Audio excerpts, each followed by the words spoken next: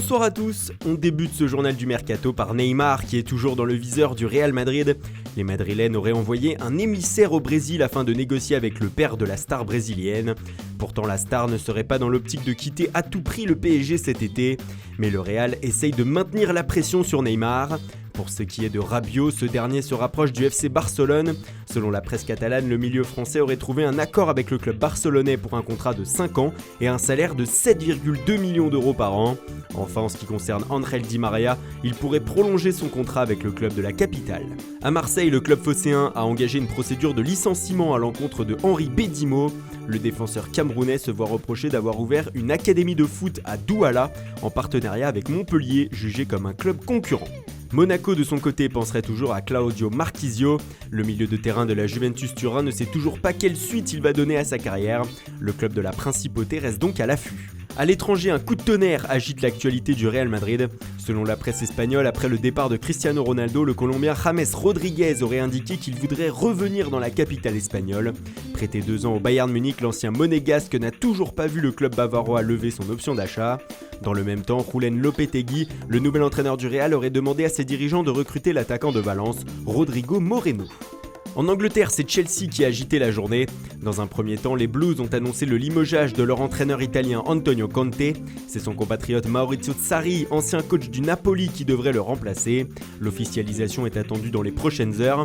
Ce changement sur le banc devrait entraîner des changements dans l'effectif. Le milieu de terrain Jorginho serait arrivé aujourd'hui à Londres pour passer sa visite médicale et s'engager avec Chelsea. Naples pourrait récupérer 65 millions d'euros dans l'opération. Les noms de Anthony Martial mais aussi de Gonzalo Higuaín pourraient venir gonfler les rangs des Londoniens.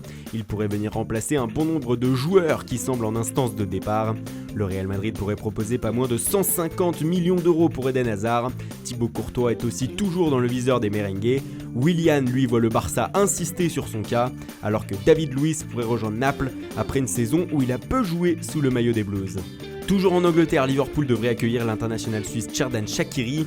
Le joueur de Stoke serait arrivé hier soir pour passer sa visite médicale avec les Reds.